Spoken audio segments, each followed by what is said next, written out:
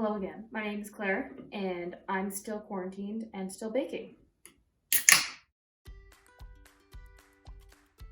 It's Easter Sunday. Happy Easter to everyone. And I figured a couple years ago I made some mini cheesecakes for Easter for my family, and they were a huge hit. I can't find the exact recipe I used that one time, but I figured why not make some more? They're delicious. So I found this recipe on Sally's Baking Addiction. It's a website. She seems to have a lot of recipes on there. So I don't think I've ever used this recipe before, but we'll see if it's good. It seemed fine to me, so we're gonna give it a shot. So grab your alcoholic beverage of choice. Mine this time is a mango White Claw. We're changing it up. And let's get to baking. Step one, we're gonna make the graham cracker crust on the bottom. So I have currently preheated my oven to 350 degrees Fahrenheit. That's something in Celsius. Figure it out. And I have lined a baking tray for muffins with paper liners. She said in the recipe you don't, She said in the recipe you don't necessarily have to line it. You can use cooking spray, but they will stick. So I figured I have the liners, I'll use them anyway. So these are all ready to go over here. And to a bowl to make the crust, I have graham cracker crumbs in 2 tablespoons of melted butter. I just melted it to full liquid in the microwave. And we'll need some granulated sugar. And that's it for the whole base. So let's get to doing that. 2/3 of a cup of graham crumbs. She says this recipe makes about 8 to 10 cheesecakes, which I was like, that's not very many, but then I realized I'm only making these for 2 people, me and my boyfriend, and I don't want to quarantine 15 anything, so 8 to 10 is gonna be enough. So, graham crackers, 1/3 of a cup, so do 2 of these, 1 and 2. It's a little bit of overkill, but I like a little bit of extra breading on the bottom, so sounds good to me. So with that done, I'm gonna pour my 2 tablespoons of melted unsalted butter. That's gross, but also so good. Into there, just scrape down the edges to get all the butter in. And the final thing I'm gonna do is add some sugar, and it asks for 1 tablespoon granulated sugar. Perfect. What does the recipe say? So, combine all crust ingredients in a medium bowl. Mixture will be sandy. Okay. So this is what my mixture looks like. I'd say that's pretty sandy. There's enough butter in there that it'll be able to compress into like a solid brick bottom. So perfect. We are set to go. I just want to try a little bit. Yum. Firmly press a heaping tablespoon of mixed mixture into each liner. Okay, let's do it. Did you guys do anything fun for Easter? I didn't. That's not true. I didn't do my normal Easter plans, Easter dinner, things like that. Actually, my grandmother gave us a bunch of old tapes from when we were kids, me and my sister, and we were able to get the VHS tapes. I think I'm gonna make 9. I know that's a weird number, but I think that's what I'm gonna do. We were able to play the VHS tapes on the TV today and like watch the old memories, so that was kind of fun. It was nice to see videos of me as like a little kid. I sent the videos to my grandparents for them to see, and they really enjoyed it, so that was a nice Easter activity, I suppose. So now I have to press these down. So I don't know if you can see, there's like 9 sandy looking piles in here. So these 3 are not going to be used. I'm just gonna press these down. I'm using the back of a spoon, but I'm wondering if this would be easier to do. I'm making a mess with my fingers. Yeah, it is significantly easier to do with your fingers. I wash my hands, so everyone be chill. My last video, aka the other baking one I did, has a solid 15 views, and I think 14 of them are from me. So that's dope. The other one's from my boyfriend, so that's okay.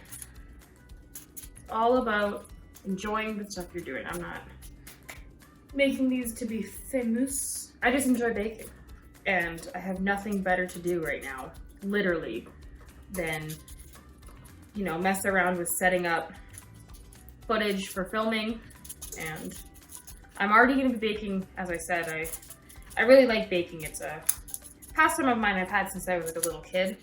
And if I'm gonna be doing it anyway, why not film it? Okay, so I'm just gonna press the middles down to make sure they're all compacted in there. So they now look like this. I don't know if you can see. Just packed down in the middle. I tried to get the edges down. And yeah, they look good. They look really good. The recipe now says to pre-bake these for 5 minutes. So my ovens just went off and beeped for it being preheated. So at 350 degrees Fahrenheit for 5 minutes, just to pre-bake them so they set a little bit. So let's put those in. Set a timer for 5 minutes. Okay, 5 minutes and counting. I accidentally changed my Apple Watch Siri to the male voice from India. I didn't mean to do it, but I love it. And I'm never changing it back. He's so nice. Okay, so now, while those pre-bake, we are going to make the filling. So I brought out my stand mixer. This was a gift from my parents for when I graduated university last year. They know I bake a lot, so this is a perfect gift, and my favorite color is red, so you couldn't have been more on the nose with accuracy, Mom and Dad. Using a handheld or stand mixer fitted with a paddle attachment, got it, or whisk attachment, up to you, beat the cream cheese and granulated sugar together on medium-high speed in a large bowl until the mixture is smooth and creamy, about 1 minute. Okay, that's not too hard to do. So earlier today, I took 1 block of cream cheese out of the fridge. It said it wanted it room temperature. This has been sitting out for a couple hours, so it should be good to go. Again, I know I mentioned it already. My boyfriend, we were editing this video, told me, you said you live in Canada like 5 times. I live in Canada and I like it. It's cold here, so our room temperature is probably colder than most places, so this might still be a little firm, but that's okay. So, it says to use 1 8-ounce block.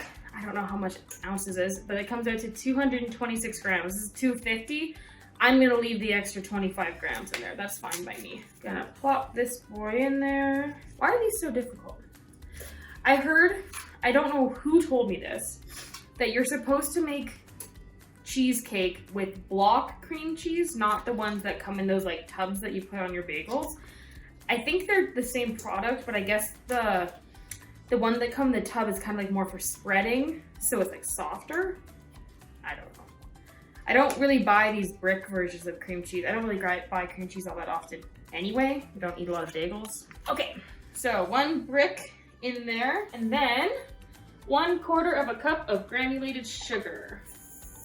Perfect. So, like the recipe says, we're gonna beat the cream cheese and sugar for about a minute or so until it's soft. Oh, good. This cream cheese is definitely soft. It like went right through it. Perfect. Oh, I didn't plug this in. I was like, why isn't it working? I love modern technology. Picked up the speed.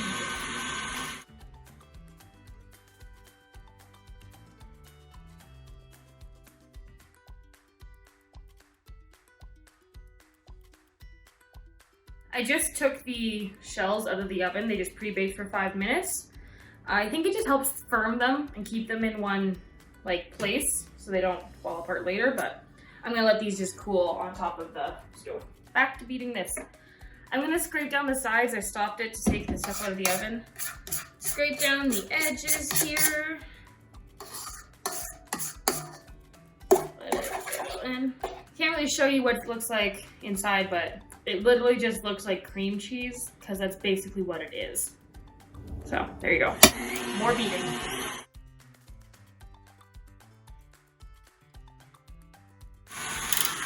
Okay, dokie.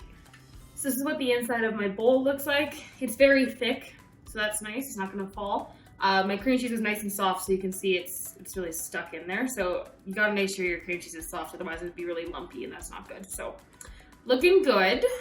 Next in the recipe, it says to add sour cream, vanilla extract, and lemon juice. So let's go through. 1/2 teaspoon of vanilla. Again, my vanilla. And again, I bet if you had clear vanilla, because I always have a little thing where, because I just buy generic vanilla, it's always that kind of brown color. It always kind of slightly off colors my whites in my baking, but if you're really particular about that, get some clear vanilla and then it won't do that. It's just half a teaspoon, but again, sure, I like adding as much vanilla as I want to, so that's what I'm gonna do. And then the next thing it says is for sour cream, 1/4 cup full fat sour cream. I don't use sour cream in my baking. Any recipe that I've needed it, I use full fat natural yogurt instead. I am aware they are different. I know that there's bacterial cultures in yogurt that aren't in sour cream, blah, blah, blah. I've never had a problem with it. I always have plain yogurt in the house anyway, and it turns out fine. So, I mean, maybe this recipe won't, who knows, but that's what I'm gonna do. So this is 10% milk fat, Liberté plain Greek yogurt. I think you can get different levels of sour cream fats, like up to like 30% and stuff, so go ham and do that if you want. But I like using Greek yogurt, so I'm going to. 1/4 cup of full fat sour cream or Greek yogurt. Maybe it just means that my cheesecakes will be probiotic. Probably not, but we can hope. The recipe called for the sour cream or Greek yogurt to be room temperature. I drew the line at that. I didn't want my dairy to be room temperature, so that's straight from the fridge. You do you, but that's cold. Okay, and the last thing it says is 1 teaspoon of fresh lemon juice, optional but recommended. I am a huge fan of lemon cheesecake. I am a huge fan of citrus in all desserts, especially cream-based desserts. I think it's fantastic. I have half of a lemon that my boyfriend was using before. I don't have one of those fancy juicers. I'm literally just gonna squeeze this with the might of my hands. Move this out of the way. Show you my strength. Oh God, I'm not that strong actually. Oh, Jesus. It's so hard to squeeze lemons. When I was in high school, me and one of my best friends used to we found this recipe for strawberry lemonade. And we would go to the store and we would buy 14 to 16 lemons, I kid you not. And then we didn't have a juicer or even like the thing that you twist it on. We would literally do what I'm currently doing right now to 14 to 16 lemons. I don't know why we didn't just buy lemon juice. It wasn't that important that they were fresh.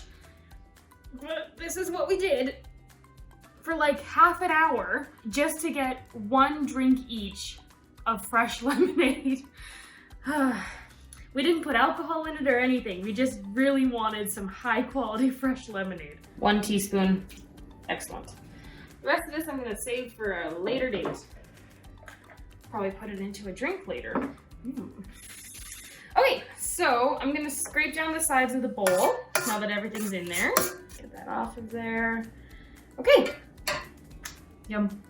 And it says, beat until just combined. So I'm gonna beat that all together. Okay, perfect. That was no time at all. I'll try to show. Oh God, why? Why? So I don't know if you can tell, but the color has slightly changed. It's more of a minor brown tinge to it. So if that's something that bothers you, get clear vanilla. Because that's definitely what did it. I'm just gonna scrape down the edges one more time. So that's all in there. On medium speed, add 1 egg and beat until just combined. Batter will be thick. So I've had this egg out getting room temperature as long as I did for the cream cheese. It said it wanted it, so I just did it. This is what I deem a large egg. This is very easy, this recipe. My God. Okay, so 1 egg, room temperature. Add that in. The 1 egg is in there, so let's beat it in until just combined. I always like, especially when I add eggs, I add it, I stir it, and then I scrape the sides one more time. Just because there's stuff I feel like that gets on the side that doesn't get mixed in fully, so. Oh, I got it all over my hand. I'm such a mess today. Okay, I would say that is mixed in properly. I'm just gonna scrape this off of here. So this is what my cream cheese cheesecake batter looks like. It's pretty thick, but it's definitely more runny than it was before. We added enough liquid to it, so it looks like it's gonna be pretty good. Now, I'm gonna clean everything up and then we can divide it between the ones I have. Now I have my pre-baked shells that I'm gonna put here. And with my batter, it says about 1 tablespoon of batter per shell. So I'm gonna start with that, and then if I have extra, I'll just divide it between them. So I have a ½ tablespoon here because my tablespoon is dirty, so this is gonna be a disaster. That's what this is gonna be. You know what? Measuring is for losers. I'm just gonna spoon this in. That's what I'm gonna do, because this is not good enough. No, no. No, ma'am. Scratch that. So we are going to spoon in some cheesecake. That looks nice. I feel like I have a lot of batter, so I feel like mine are gonna be thick. Multiple C's, you know? I mean, I guess if I have more batter, I could just make more of these shells and not bake them. About a spoonful into each of the ones I have. Yeah, I definitely have more batter than they led on to, so that's fun. Okay, all right, calm down. The issue is I just don't want to overfill them, right? But I don't want to underfill them either. There's nothing more sad than like an underfilled cheesecake. I'm gonna overfill. I'm gonna err on the side of overfilling. So, what I ended up doing, I was gonna make some more, but then I said, YOLO, I don't want to. So I ended up, it's definitely more than a tablespoon of cheesecake in each one. They're quite full. I have minor to middle ground fear that these are gonna grow out of here, but we'll find out. So now the recipe says to bake until the edges are set and the centers are only slightly jiggly, about 18 to 20 minutes at 350 degrees Fahrenheit. So we're gonna do it. We're gonna put them in and bake them and see how it goes. If they over explode, then oh well, we tried. But it looked pretty good to me. I've heard people tap their cheesecakes to make it level, so let's do that. Level them out a little, jiggle them around. Yeah, they look nice. Sure. As you can see on this sick zoom in shot, they are quite full. They only have like a little bit of space left on top of the paper, but I just didn't want to make more, and they seemed like it didn't have a lot in it. So I'm hoping they don't overbake, but we'll find out. I don't know if you can really see from the angle that I'm filming, but it doesn't look like they're gonna bake out of their shells, which is awesome. So stay tuned. So this is 15 minutes in. I rotated them. I think I'm gonna do more. They're not done. Okay, so these baked for 20 minutes. I think they meet the criteria. They're still a little jiggly in the middle, but I think they're pretty firm around the edges. They definitely didn't puff out of the shell, which I'm very thankful for. So I'm gonna let them sit and chill, because everyone knows you should let cheesecake set. So I'm gonna do that, and then we'll top it with our garnishes when they're ready. But they look pretty good, I'd say. Awesome. 20 minutes in the oven later, I let them set on the counter for a little while, and then I took them all out of the pan and put them in the fridge on a plate, just let them set, maybe for about 15-20 minutes. And I'll bring this up. You can see, I think they turned out pretty well. They're a little crumbly in the base part. Maybe they need a bit more butter there, but overall I think they baked really well. So normally I'd like to make a nice fruit topping, but given everything that's going on right now, I just got a generic brand of blueberry pie filling. So these have a little bit of lemon juice in them, so they're lemon cheesecake. And then you just spoon a little bit of pie filling onto the top, let it kind of smush to the sides and go at the top, and then et voila! A beautiful blueberry lemon cheesecake, mini cheesecake. I think these turned out really well. I'm really happy with them. So I hope you guys give these ones a try. They're awesome. Sally's Baking Addiction definitely has a really great recipe for this. It turned out awesome. So enjoy, stay tuned, and hope you guys make these for your friends and family that are in your house in quarantine. Don't give these to others. Bye.